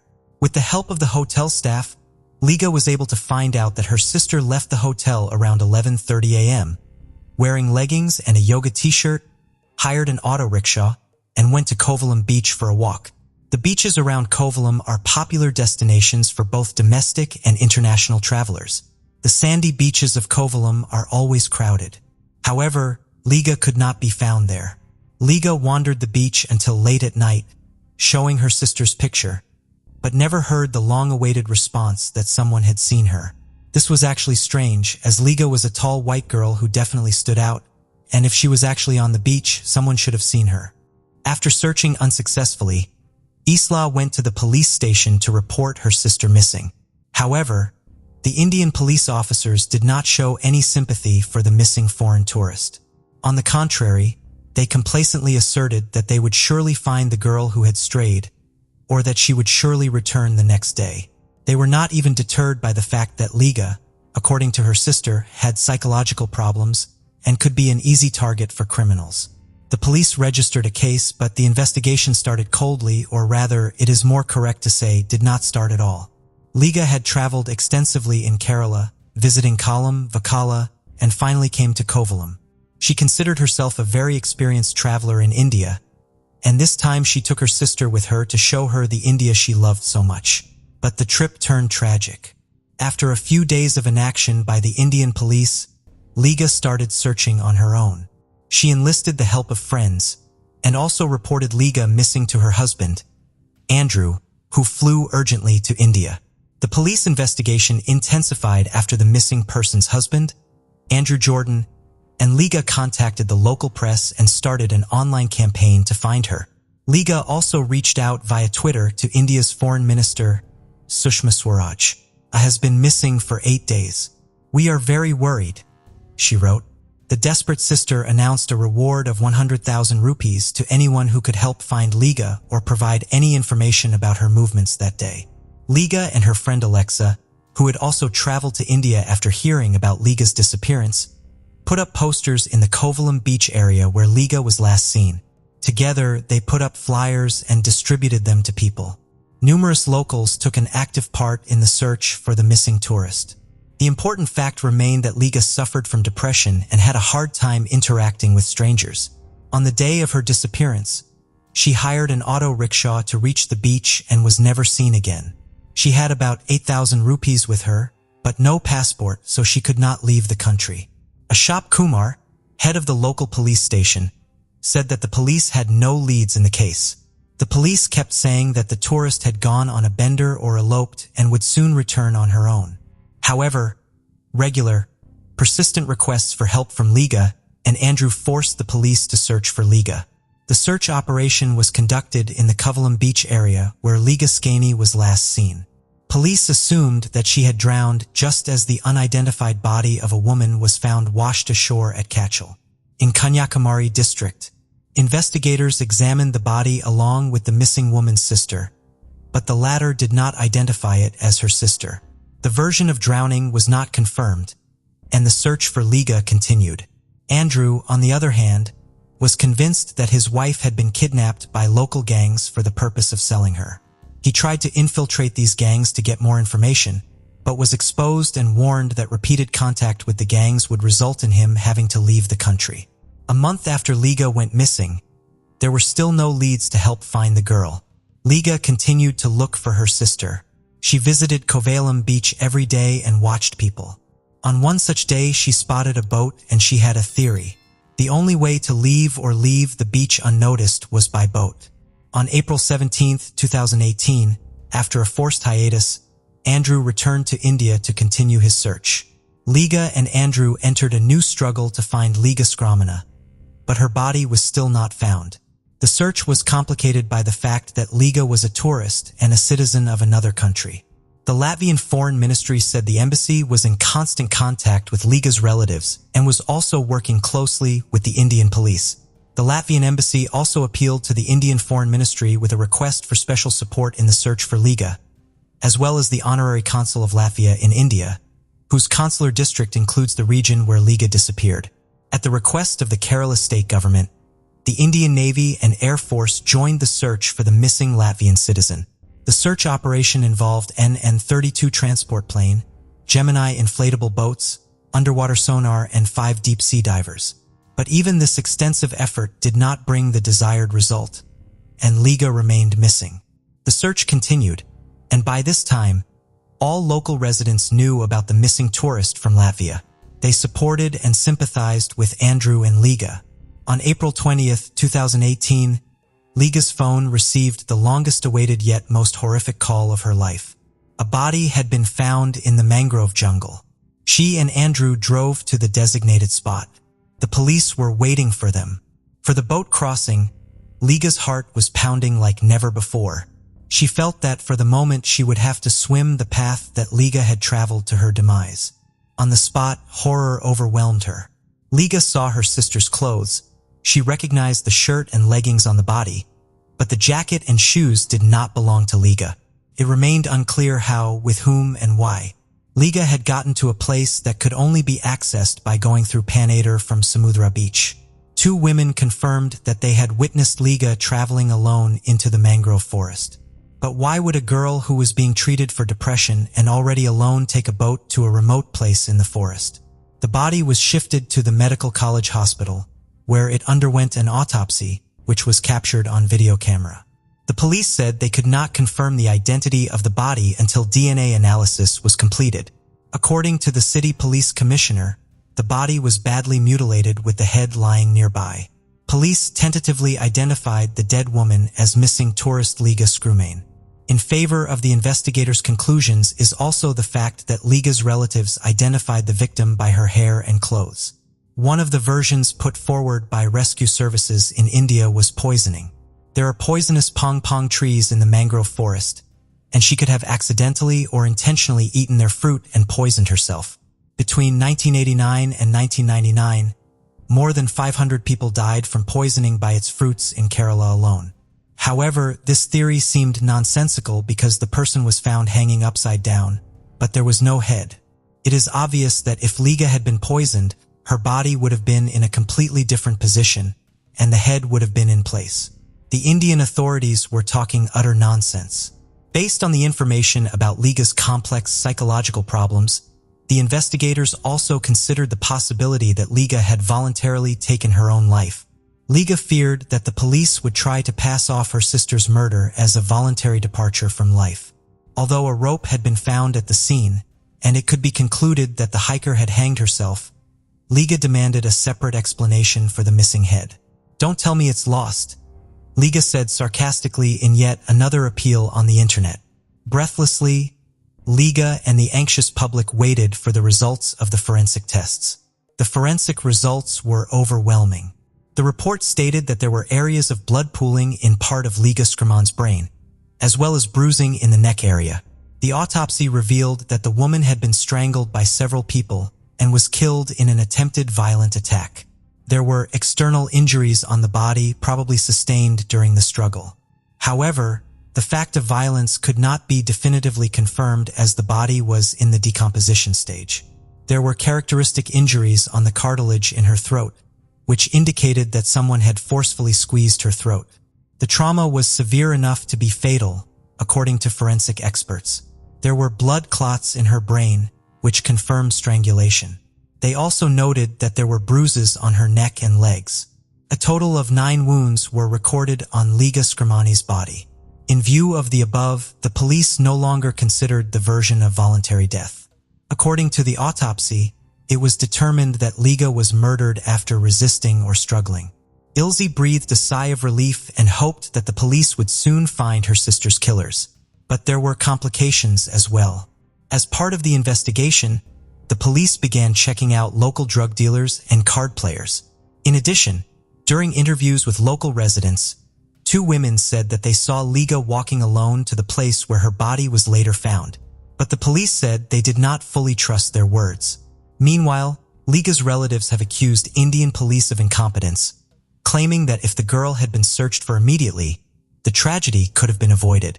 The 33-year-old Latvian tourist is believed to have been grabbed from a nearby beach and transported by boat before being strangled. A special team of investigators has begun looking for those responsible for the crime. About 40 suspects were interviewed. However, arrests were planned to be made a few days later, after the law enforcers had enough evidence. The Indian police conducted an investigation that led to the arrest of 2 men, who were eventually accused of killing Liga Skromane. Police revealed that Liga Skromane was lured by 2 men, who then abused her before dismembering her body. The alleged assailants, who are now in custody, are local dealers in illegal substances. The suspects fully confessed under torture. Both the accused were pimps and were also dealing in illegal substances, police said. The autopsy did not reveal much evidence because Liga's body was badly decomposed. Andrew Jordan filed a petition in Superior Court for a review of the felony murder case. He believed that more people were involved in the woman's murder. In the petition, he pointed out that both defendants later recanted their pleas of guilty to the crime. According to Jordan, the men may have confessed because they were tortured, which as it turns out is a common practice in India. However, the Supreme Court of India denied the murdered woman's common-law husband, Andrew Jordan, a review of the case due to lack of direct evidence. The trial was postponed for 2 months, but Andrew was outraged by this attitude of the authorities. He had earlier accused the Kerala authorities and police of incompetence and attempts to cover up Liga's murder so as not to scare away tourists. Both the suspects' lawyers asked for and got a postponement by law. They have the right to postpone the case once without giving any reason. The more they postponed, the more he was convinced the case was unclean. However, both suspects were in custody. Investigation revealed that 32-year-old Umesh and 28-year-old Ajay offered Liga Skromane weed, and when she was drugged they used it and then strangled and decapitated her. It is noted that the 2 men apprehended for the murder of Liga Skromane had previously committed similar crimes on numerous occasions. Both of them worked for a food delivery company in the Kerala capital and earned money as illegal tour guides in their spare time. Umesh and Ajay have been charged with destruction of evidence, murder, poisoning, kidnapping, and rape. The place where Liga's corpse was found had earlier served as a pleasure ground for Umesh. He used to take men there. 13 criminal cases have been filed against him, including 6 for sexual assault and 1 for attempted murder. Several of Umesh's victims have testified against him. Liga Skromane, along with both men, was seen in the area by several people. They were initially silent, but confessed to everything after the body was found. The detainees confessed to police that they committed the murder while attempting violence. They were apprehended, but had previously claimed that they had only seen Liga Skromane in Kovalam. The men pleaded guilty after repeated interrogations. On December 6, 2022, the court finally sentenced both men to life in prison. Court also recognized that the criminals must pay compensation to Liga Skromane sister, Ilsa, 65,000 rupees each. We would like to note that there has been a whole series of such crimes in this country recently. Young girls are regularly subjected to violence. The problem of crime in India is very acute. Due to the huge number of sexual acts against minors, the government has introduced the death penalty. It is also worth noting that if the relatives and primarily Liga's sister had not been persistent, had they not involved the press by organizing a press conference and an influential MP, it is obvious that the local police would hardly have seriously investigated the case. At first, a theory was put forward that Liga had allegedly passed away voluntarily, and as it now turns out, this is not the first incident in this very place where Liga was found. After this story, I would like to warn once again all women who are frivolous about the dangers of traveling alone in India. Do not seek spiritual enlightenment in distant, dangerous, and uncharted countries. Take care of yourself. On July 28, 2018, the police arrested Christina, Angelina, and Maria Khachaturyan, but nobody could foresee the wave of public outrage that would follow, dividing public opinion in Russia, reminiscent of the polarization seen in the O.J. Simpson case in the United States. The story of the Khachaturyan sisters and their father, Mikhail, began in Azerbaijan, where Mikhail was born in 1962 into a conservative Armenian family deeply rooted in the Orthodox Church and Caucasus traditions.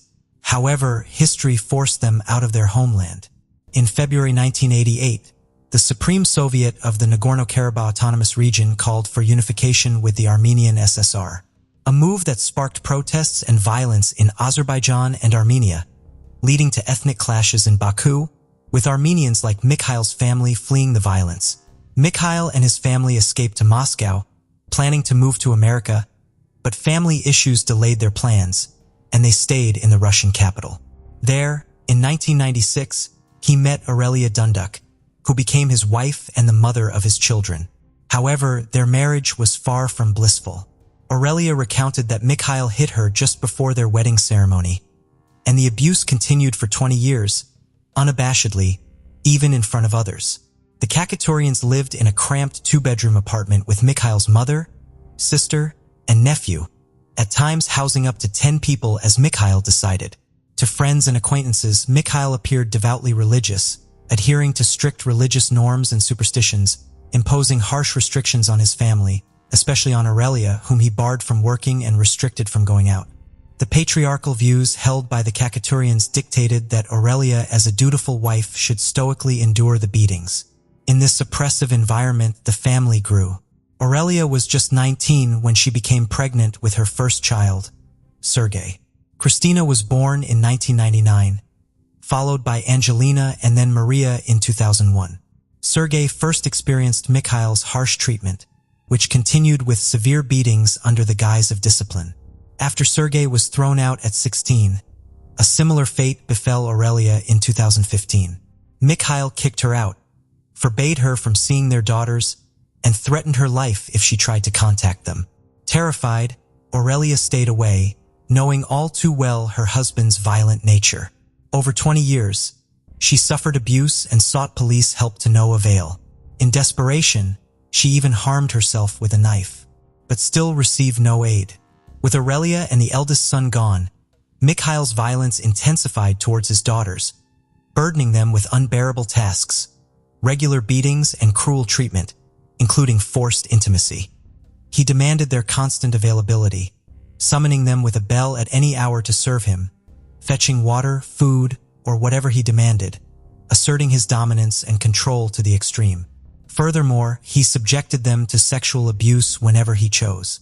Following these events, in 2016, Christina, one of the sisters, attempted to take her own life but was resuscitated by doctors.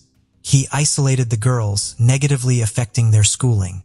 Maria and Angelina, who were in the same grade, were rarely allowed to attend school in recent years because their father forced them to stay home. The sisters later reported that their father constantly threatened them with various weapons and even installed a camera to watch them when he was away from home. In a shocking example of the mental torment they endured, he forced them to eat the family dog's hair. Shockingly, all this happened in the 21st century in plain view of neighbors, teachers, and the girls, friends, and parents who witnessed Mikhail's violent behavior. Yet, except for the school psychologists who tried to discuss their family situation, the community and school staff chose not to intervene, offering no significant support, a stance not uncommon in Russia. In a broader context, in 2017, under pressure from the Russian Orthodox Church and traditionalists, the parliament passed the slapping law, decriminalizing domestic violence and reducing it to an administrative offense.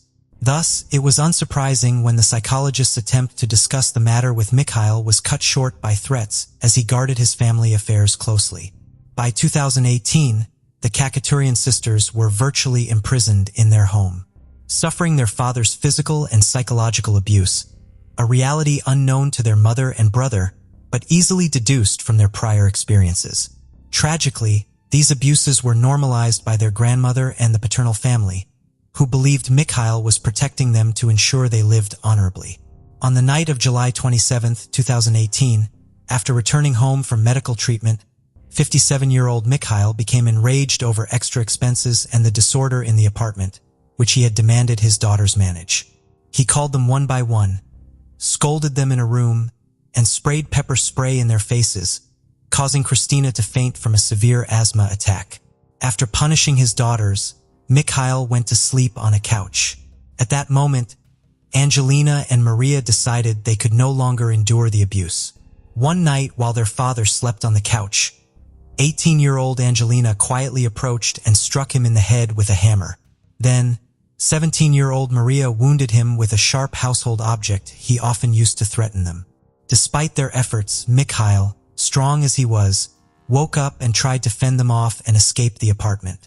Hearing the commotion, 19-year-old Christina, the eldest sister, grabbed the same can of pepper spray her father had used and sprayed him in the face to stop him from catching one of her sisters. Amid the family struggle, Angelina took the sharp weapon from Maria and dealt the final blow to their father, who had tormented them for so long. Minutes later, the three girls made cuts on their arms to simulate defensive wounds as if their father had attacked them. They then called the police and an ambulance. Upon arrival at the apartment building, Moscow authorities found Mikhail's body with the autopsy report noting multiple stab wounds, including cuts on the chest and neck. During the search of the premises, police confiscated numerous weapons owned by Mikhail, including a knife, hammer, crossbow, rifle, 2 air pistols, a traumatic weapon, 16 bullets, and 16 darts. Traumatic weapons, firing rubber or pepper projectiles, cause intense pain but are not usually fatal. The next day, Christina, Angelina, and Maria were arrested as the primary suspects in their father's death. During questioning, they confessed to the crime, citing years of physical, moral, and sexual abuse by Mikhail as their motive, leading investigators to note the hostile personal relationship and prolonged moral suffering caused by the father. On July 29th, the trio was charged with murder without aggravating circumstances. The sisters, Christina, Angelina, and Maria Khachaturyan, labeled their father a sex-addicted villain who systematically subjected them to cruel and inhuman treatment and used them as slaves for years. During the investigation, they revealed that he had sexually assaulted all 3 sisters and forced them into incestuous relations against their will.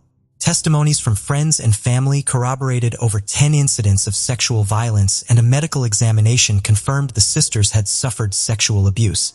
Maria, the youngest sister, was declared mentally unstable at the time of the incident and sent for compulsory medical treatment. On July 30th, 2018, a Moscow court held a pretrial detention hearing, extending their detention by 72 hours. During the proceedings, the charges were escalated from simple murder to murder under the Russian Penal Code, indicating a harsher expected sentence. On July 31st, representatives from Moscow's Public Monitoring Commission visited the sisters, who reported that their legal rights had been violated post-arrest. They were not informed of their rights, nor provided with legal counsel during questioning. In early August, the investigation proceeded with weapon examinations and interviews with the sisters' acquaintances.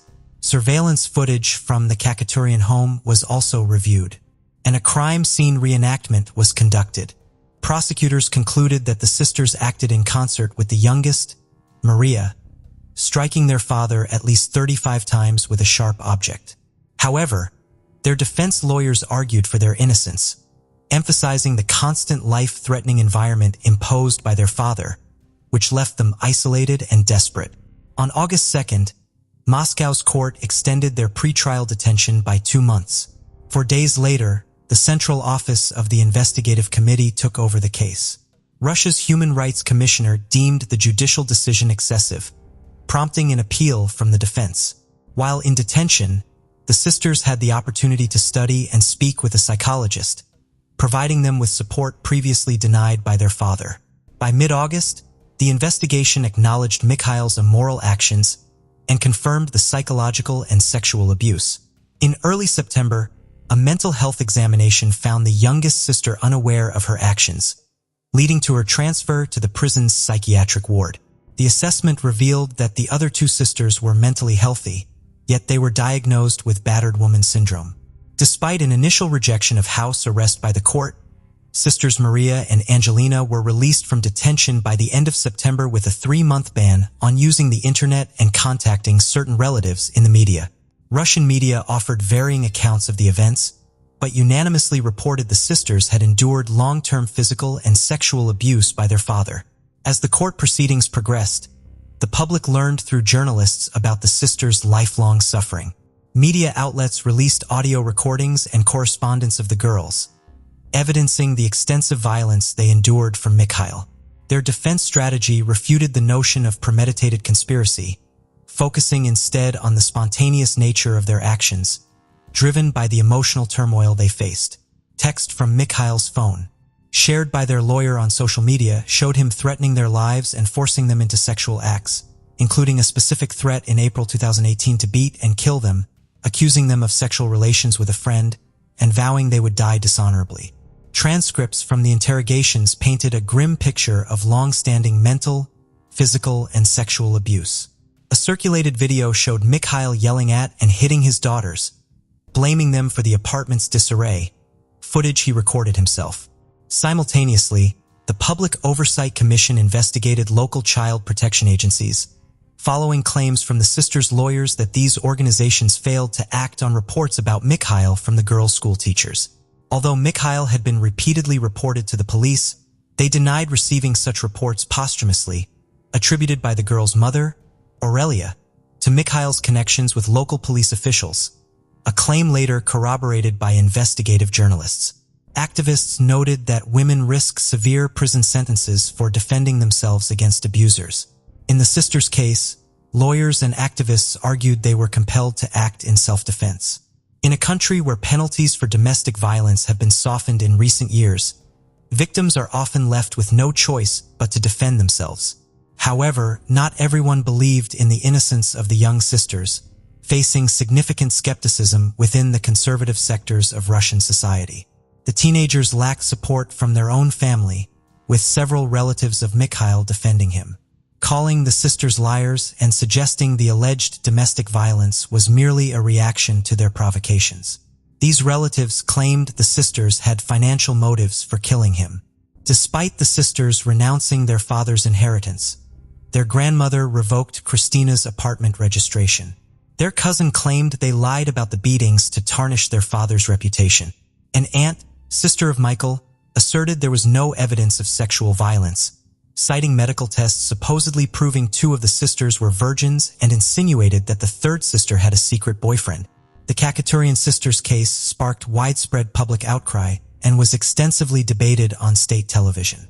In January, the prosecutor's office confirmed the defense's allegations of the sisters suffering constant beatings, humiliations, threats, and physical and sexual violence, leading to a defensive response. Prosecutors then instructed the investigative committee to reclassify the case from premeditated murder to necessary self-defense. One of the lawyers told the state news agency that this reclassification would likely end the criminal investigation against the sisters, who faced up to 20 years in prison for premeditated murder. However, in a surprising twist, the prosecutor who initially recommended downgrading the case confirmed in March that premeditated murder charges would be pressed against the sisters with no explanation for the drastic change.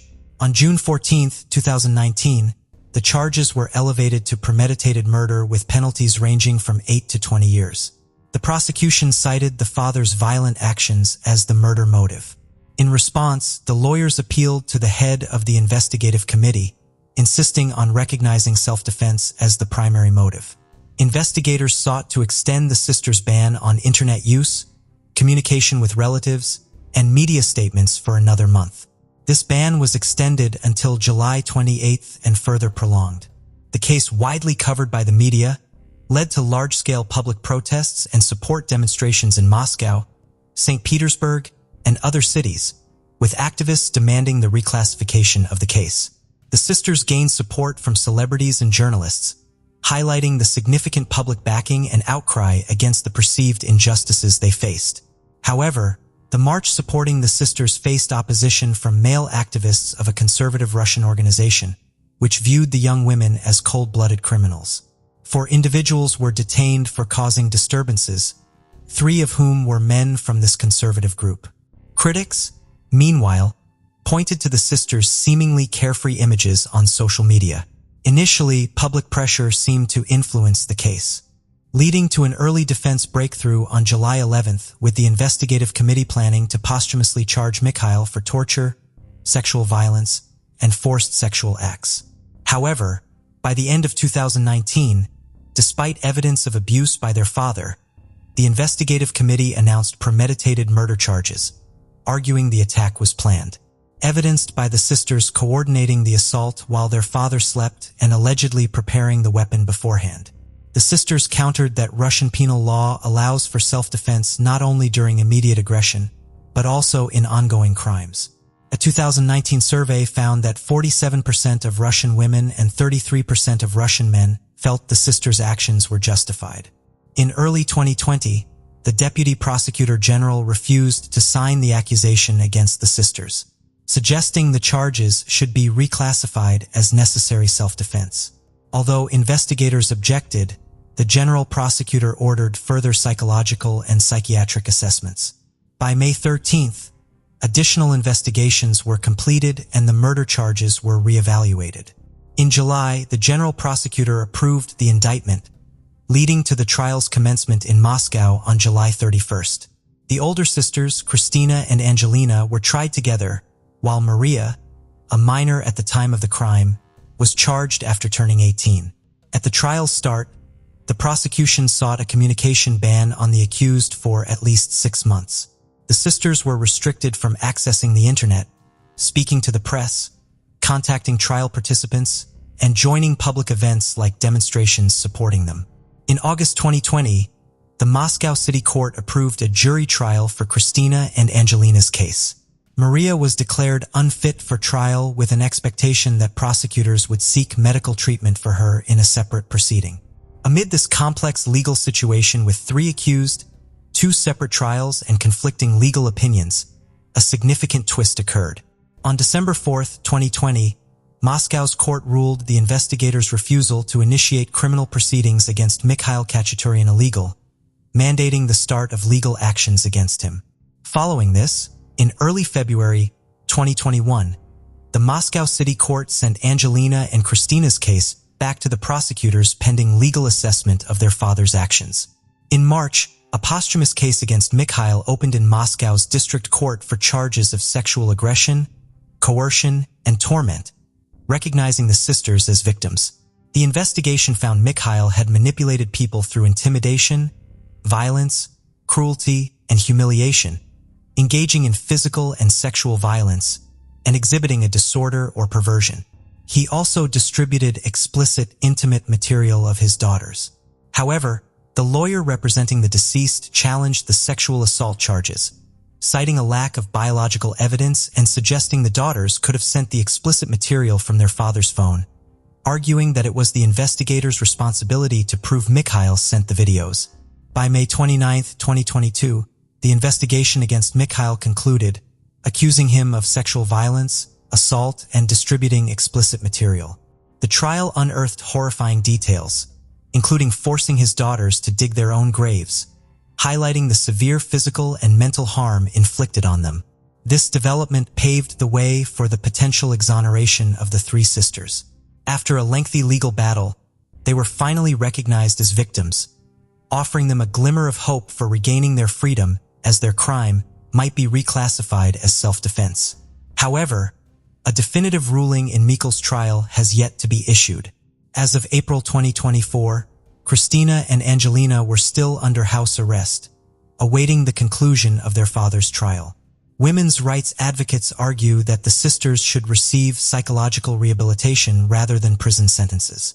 The possibility of dropping charges against all sisters has emerged following a new psychiatric evaluation, which revealed that all of them were suffering from post-traumatic stress disorder at the time of the incident. While the Khachaturyan sisters await their verdict, their defense lawyers hope their case will be reconsidered by the judiciary and set a precedent in Russian law for the self-defense of abuse victims. The case has sparked significant public outcry and has been a hot topic on Russian television for months, focusing on the abusive father's death and the Moscow police's criticized role for not acting against Mikhail following his ex-wife's reports of physical violence. It was exposed that law enforcement often treats domestic violence as a family issue, providing little to no support to the victims. The case of Ariel Castro, the monster from Cleveland and his captives, is a striking example of brutal criminals hiding behind the facade of normalcy. Maniacs like Castro often appear as good, law-abiding citizens, falling neighbors, friends, colleagues, and even close relatives who were unaware of their double lives. Unlike many, Ariel Castro was never a model family man or worker. He was a tyrant to his wife who chose to stay silent about her suffering. Thus, people around them sincerely viewed Ariel as a good-natured, friendly, and helpful neighbor. This perception shattered in the spring of 2013 when the world learned about the Cleveland monster, who had kept 3 girls captive in his home for 10 years. The revelations shook the country, particularly shocking the local residents, as the missing girls were from the same neighborhood and trusted Castro enough to accept rides from him. Remarkably, Castro even participated in the search efforts for his victims, becoming a volunteer, yet no one suspected him. Let's delve into how this criminal managed to stay hidden in plain sight, continue kidnapping girls, and evade detection. Ariel Rodriguez Castro was born on July 10, 1960 in Yauco, Puerto Rico, as the third of 4 children in a poor family. His parents, Liliana Rodriguez and Pedro Castro, constantly fought and eventually divorced before Ariel started school, leaving his mother to care for him and his siblings, O'Neill, Pedro, and Benita. Struggling to make ends meet, the family moved to Reading, Pennsylvania, in southeastern USA. However, they soon moved to the neighboring state of Ohio, finally settling in Cleveland, a city that at the time welcomed migrants from Latin American countries. Pedro Castro also moved to Cleveland with his new wife and their joint children, settling nearby so the children from his first marriage could freely communicate with their father, which Liliana never forbade. Although their father willingly contacted his older children, he never helped them financially. Liliana later remarried, giving Ariel 4 more siblings. Ariel attended Lincoln West High School in Cleveland, graduating in 1978. He studied music and regularly attended church with his family, presenting as a model Christian, but was a domestic tyrant. In his teens, Ariel met a girl named Grimilda Figueroa, whose family lived across the street. They attended the same school, quickly became friends, and later developed a romantic relationship. For a long time, they lived with their parents because they couldn't afford their own place. In the early 1990s, after saving enough money, the couple moved into a house on Seymour Avenue in southwest Cleveland. This 2-story building, erected in 1890 and later reconstructed, had 4 bedrooms, a dining room, 1 bathroom, and a large unfinished basement. According to Grimilda's sister Alida Caballo, Grimilda complained that her life became a nightmare after moving into the new house. Ariel regularly abused her, both physically and emotionally. Grimilda believed things would improve after marriage and children, but the abuse worsened. She hid bruises and abrasions under her clothes, blaming visible injuries on clumsiness. In 1993, Ariel beat Grimilda so severely that she needed medical attention. Grimilda suffered fractured ribs, a broken nose, and broken arms after being pushed down the stairs by her husband. Despite her severe injuries, she refused to file a police report and the incident was hushed up. After receiving medical attention, she returned to her abusive husband. Ariel remained quiet for a while, fearing police attention, but soon realized he could get away with it and continued to beat his wife. In the mid-1990s, he inflicted a head injury that caused a blood clot and an inoperable tumor. Ariel was arrested, but released a day later, as Grimilda did not press charges, and even requested his release. By the late 1990s, Grimilda, tired of the abuse, filed for divorce, secured custody of their 4 children, Arlene, Antonio, Angie, and Amelia, and moved out. Her nightmare continued, as her ex-husband pursued, blackmailed, and threatened her. Grimilda sought a restraining order, which was issued 3 times but revoked each time. She passed away in late April 2012 from complications related to the brain tumor. By then, her children were grown and independent, but maintained a warm relationship with their father. In the early 2000s, lived alone on Seymour Avenue, worked as a school bus driver, played guitar at city festivals, and was known as a good-natured, hospitable neighbor. Nevertheless, there were oddities in Castro's behavior that went unnoticed. For instance, he was prosecuted several times for traffic violations, including speeding and making dangerous U-turns while driving a school bus. These infractions led to fines and a suspension, culminating in his firing in early 2013 after a maneuver endangered his passengers. Ariel frequently changed musical groups due to tardiness and disrupting rehearsals and concerts. After separating from his wife, he never invited anyone inside his house, though he regularly hosted backyard barbecues. His strangeness did not raise concern. He was seen as eccentric but harmless. No one could have guessed the danger behind his friendly facade. His first victim was Michelle Knight. On August 23, 2002, Ariel decided to kidnap and imprison her. Michelle, born on April 23, 1981, in Cleveland, had a troubled youth, often ran away from home, and had a police record. She became a mother early, but lost custody of her son, who was in a shelter. On that fateful day, she was on her way to court to regain custody of her 2-year-old. Ariel, whom she knew as her neighbor and a school bus driver, offered her a ride. He mentioned having puppies at home and invited her to help find them homes. Trusting him, Michelle agreed, but upon entering his house, the kind man turned into a monster. He severely beat and assaulted her, then chained her in the basement. For days, he starved her, deprived her of water, and repeatedly abused her. She was unable to move and begged for her release, promising silence. When Michelle's mother reported her missing, the police did not prioritize her case. Years later, after the terrible truth came to light, police officers admitted that Michelle Knight's case was not a priority, and limited resources were allocated to the investigation. Firstly, Knight was an adult. Secondly, she had previously left home multiple times. Thirdly, she had legal issues.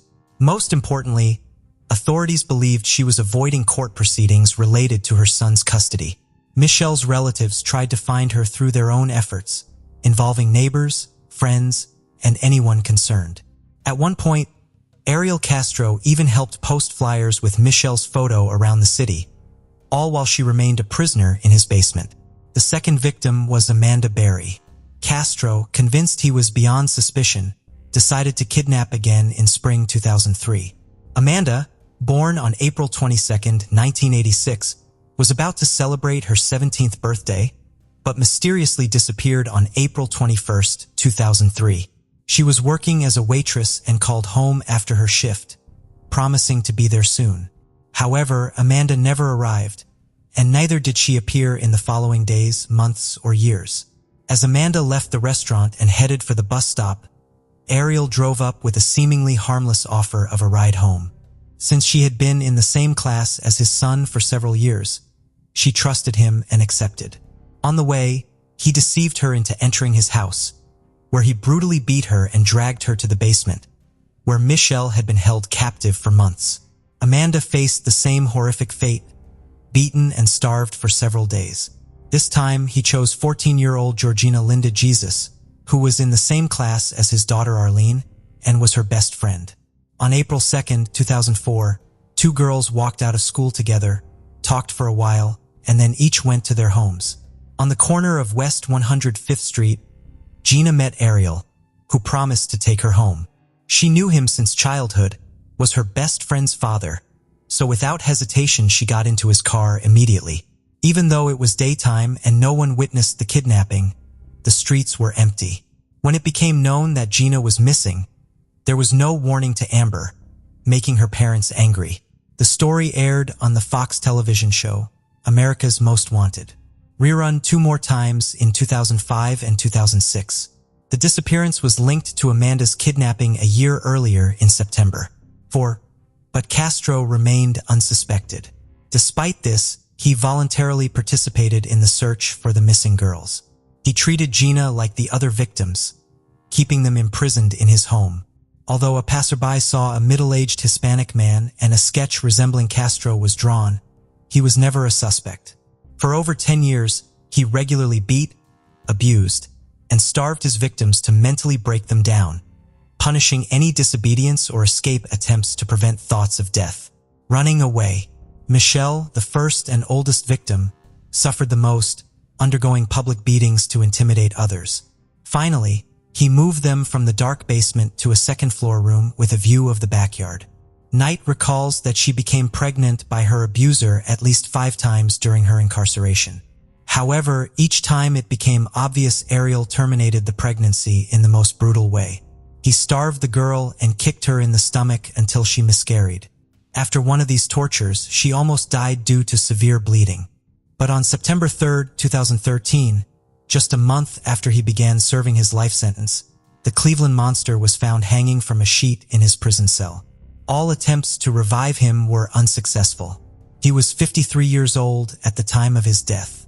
Michelle Knight, after her release, preferred to change her name and place of residence. She did not give interviews, but a few years later published a book in which she recounted all the horrors she had experienced in the Castro home. Her child was adopted after his mother disappeared. The woman later tracked down his adoptive parents, but it is not known whether she was able to establish contact with her now adult son. Barry and Jesus received diplomas from John Marshall High School in 2015 because they never had time to graduate. Gina later volunteered on the Amber Alert Committee, and Barry joined Fox affiliate WJW in Cleveland in 2017, where she hosts a missing persons column. Castro family members disowned Ariel, condemned his actions, and apologized to his victims and their families. The perpetrator's eldest daughter, Amelia, is now serving a 25-year prison sentence for assault and attempting to take a man's life. His youngest daughter, Arlene, apologized to former best friend Gina for the way her father treated her.